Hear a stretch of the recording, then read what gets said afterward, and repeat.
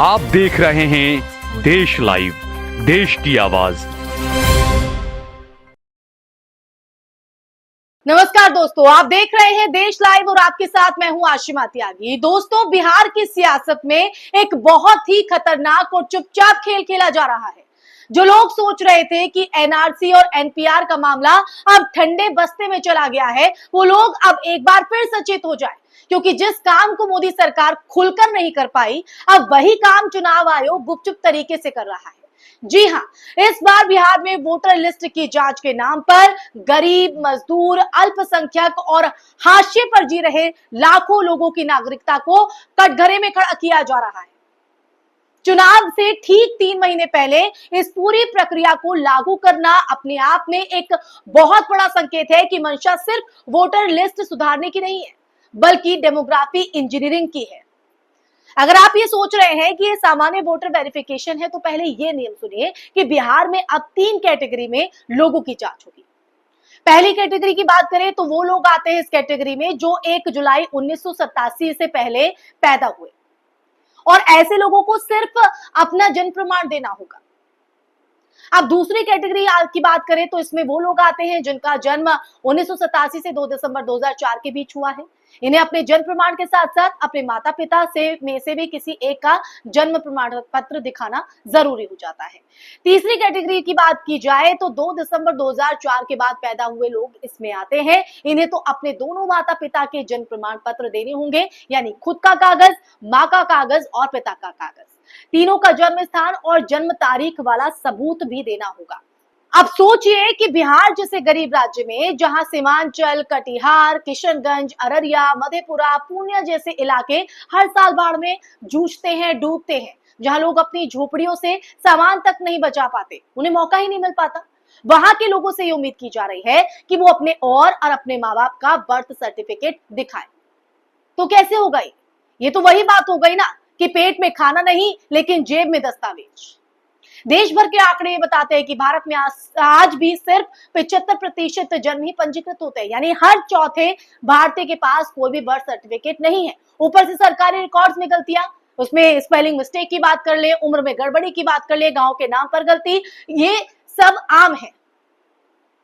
अब सबसे बड़ा सवाल ये उठता है कि क्या ये सब क्यों हो रहा है, और क्यों सिर्फ बिहार में? जब देश भर में एनपीआर और एनआरसी के खिलाफ विरोध हुआ, जब शाहीन बाग से लेकर असम तक देश के कोने कोने में जनता सड़कों पर उतरी, तो सरकार ने कहा था कि एनआरसी लागू नहीं होगा। लेकिन अब वही एनआरसी वोटर लिस्ट वेरिफिकेशन के नाम पर बिहार में उतर चुका है, और वो भी उस वक्त जब चुनाव सिर्फ कुछ ही महीने दूर है। क्यों? 23 साल बाद अचानक इतनी जल्दबाजी क्यों हो रही है दोस्तों? क्या सच में से वोटर लिस्ट की सफाई हो रही है, या फिर असली मकसद कुछ और ही है? क्योंकि जाहिर तो यही हो रहा है। ये सवाल इसलिए जरूरी है क्योंकि देश की संवैधानिक संस्थाओं की निष्पक्षता पर पहले से ही सवाल उठ रहे हैं। चुनाव आयोग का जो काम है वो हमेशा निष्पक्ष रहना होता है, लेकिन पिछले कुछ सालों में आप देखिए कि चुनाव आयोग पर सरकार के दबाव में काम करने के आरोप लग रहे हैं और विपक्ष लगातार लगा रहा है। अब बिहार में जिस तरीके से अचानक इस तरह की सख्त जांच का आदेश आया, उससे तो शक और भी कहीं ना कहीं गहराता है दोस्तों। क्योंकि एक तरफ तो सरकार ने एनपीआर और एनआरसी पर ठंडा रुख दिखाया, लेकिन दूसरी तरफ आप देखिए बिहार चुनाव आयोग उसी तर्ज पर कार्रवाई कर रहा है। क्या ये सिर्फ इत्तेफाक है दोस्तों? नहीं। तो चलिए दोस्तों, अब थोड़ा कानूनी पहलू को भी समझना जरूरी हो जाता है, क्योंकि 1995 में लाल बाबू हुसैन केस में सुप्रीम कोर्ट ने यह साफ कहा कि किसी भी व्यक्ति को बिना सूचना और बिना मौका दिए वोटर लिस्ट से हटाया नहीं जा सकता है। कोर्ट ने यह भी कहा था कि नागरिकता साबित करने के लिए कोई सीमित दस्तावेज की सूची नहीं हो सकती है, और हर तरह के वैध सबूतों को स्वीकार किया जाना चाहिए। लेकिन अब देखिए दोस्तों कि बिहार में हो रही इस जांच में सिर्फ 11 डॉक्यूमेंट्स की लिस्ट दी गई है। अगर उसमें से कोई एक भी डॉक्यूमेंट नहीं है तो आप डाउटफुल सिटीजन घोषित हो सकते हैं, और ये टैग हटाना गरीब आदमी के लिए अपने आप में असंभव काम हो जाएगा, इम्पॉसिबल, मुश्किल होगा। अब बात करें इसके सामाजिक असर की। सामाजिक तौर पर किस तरह से असर होगा। सीमांचल इलाका जहां बड़ी संख्या में मुस्लिम आबादी है, वहां इस प्रक्रिया को सबसे ज्यादा जो है उसका असर पड़ते नजर आएगा, क्योंकि यही वो इलाका है जहां एनआरसी और सीएए के खिलाफ सबसे ज्यादा विरोध हुआ था दोस्तों। अब इस पूरे इलाके के वोटरों की जो कागजी झंझट में उन्हें फंसाया जाएगा, उनके वोटिंग अधिकार पर हमला किया जा रहा है, और साफ साफ ही अगर कहा जाए तो ये एक तरह का साइलेंट डिसएनफ्रेंचाइजमेंट है, यानी चुपचाप बिना गोली बिना डंडे लाखों लोगों को वोटिंग प्रोसेस से बाहर निकाल देना। तो अब बात करते हैं सामाजिक असर की।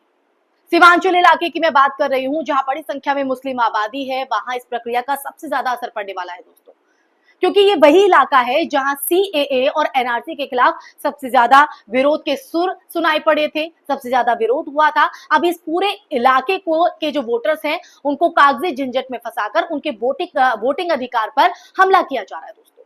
साफ साफ अगर कहा जाए शब्दों में तो ये एक तरह का साइलेंट डिसएनफ्रेंचाइजमेंट है, जो यानी चुपचाप बिना गोली बिना डंडा लाखों लोगों को वोटिंग प्रोसेस से बाहर कर देना दोस्तों। देखिए किस तरह से पूरी जो घेराबंदी है वो की जा रही है। चुनाव आयोग ने जून जुलाई के महीने में घर घर जाकर इस डेटा वेरिफिकेशन की योजना जो है वो बनाई, लेकिन बिहार जैसे राज्यों में जहां गांव गांव में सड़कें टूटी हैं, इंटरनेट कनेक्टिविटी ना के बराबर है, लाखों लोगों का माइग्रेशन होता है वहां से, वहां इतनी बड़ी और संवेदनशील प्रक्रिया कितनी निष्पक्ष होगी, इसका अंदाजा लगाना मुश्किल है दोस्तों।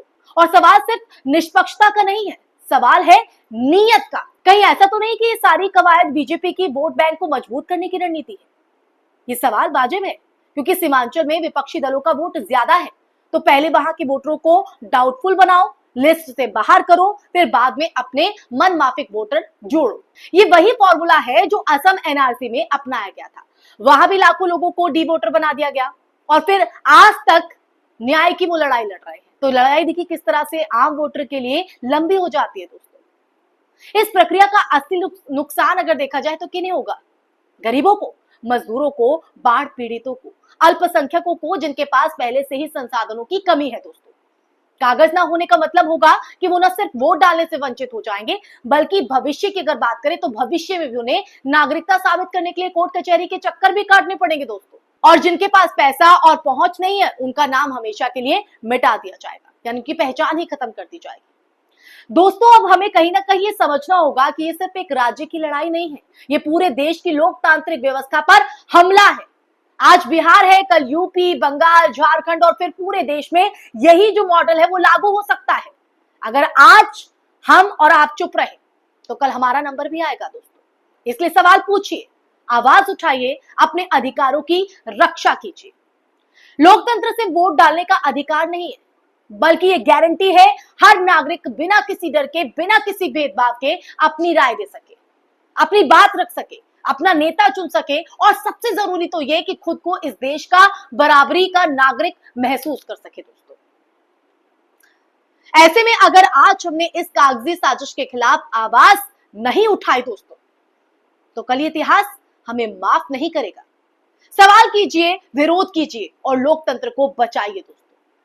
देश लाइव ऐसे ही मुद्दे उठाता है, और देश का लोकतंत्र बचाना हमारी और आपकी जिम्मेदारी है।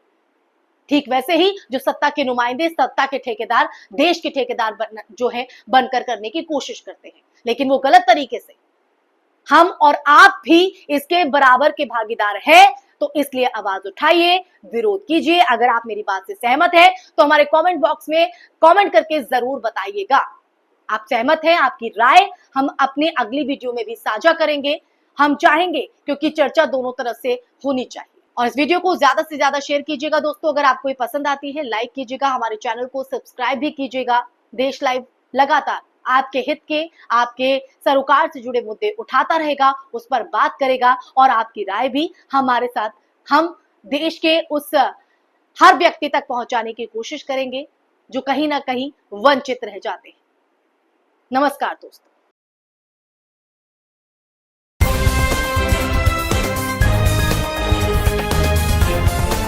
देश और दुनिया की तमाम छोटी और बड़ी खबरों के लिए हमारे चैनल को सब्सक्राइब करना न भूलें और बेल का बटन जरूर दबाएं।